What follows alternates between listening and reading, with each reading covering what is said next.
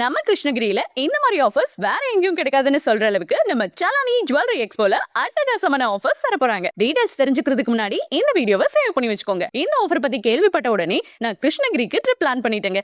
நம்ம கிருஷ்ணகிரியில நடக்க போற சலானி ஜுவல்லரி மார்ட்டோட கிராண்ட் எக்ஸ்போல ஒரு சவரன் 22 கேரட் கோல்ட் ஜுவல்லரிஸ்க்கு பிளாட் 6000 rupees டிஸ்கவுண்ட் தராங்க. இது மட்டும் இல்லங்க, EF VVS1 குவாலிட்டி டைமண்ட்ஸ் வெறும் 58,900 per கேரட்டுக்கும் போல்கி ஜுவல்லரிக்கு 0% மேக்கிங் சார்ஜஸும் தர போறாங்க.